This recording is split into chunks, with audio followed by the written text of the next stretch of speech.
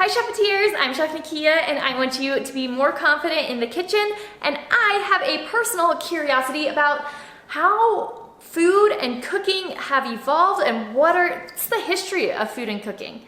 So I started a whole second channel, the Culinary Time Machine, where I deep dive into these topics and I get super curious about stuff. And today we are going to be talking about what factors led to the discovery, the invention of cooking. So what were those factors? Well, let's think about it. What factors led to you being able to cook the last meal that you cooked? You have your available food, available edible something, a source of heat, and some tools of some type. Those are the same factors that led to the very original discovery of cooking. Was there available food? Was there available animal and plant material? Yes, of course. We had been eating edible material for millions of years. So I think easy check mark, yes, definitely available materials.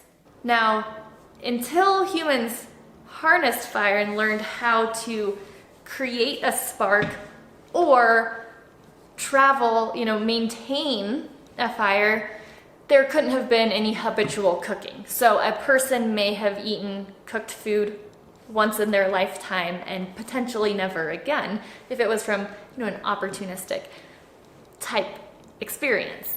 The last one we have are tools. And the first tools used in cooking may have been something as simple and rudimentary as like a stick. The tools used for cooking are, to me, very fascinating. It's very interesting. It is the thing, out of the three factors, that's the one that we may have the most archaeological evidence of existing. The three factors that led to the discovery of cooking, to humans' ability to cook, were edible plant and animal material, check mark, fire, and being able to cook as a habitual action really does mean harnessing a fire and humans finding a way to control fire. All right, so check. And lastly is some type of tool to help us with that cooking, because as the food gets hot, it will burn our hand if we aren't using some kind of tool.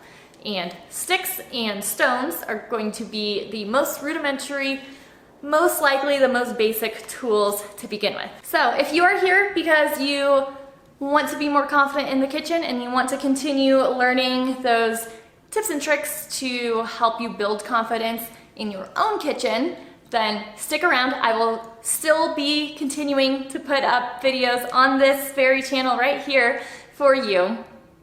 And if you are also interested in how did we get where we are today in cooking and in food preparation, then head on to my other channel that will be linked in the description box of this video and follow along there and start watching there as I delve into some of these topics. If you know anybody who you think would also be super interested, please share this with them.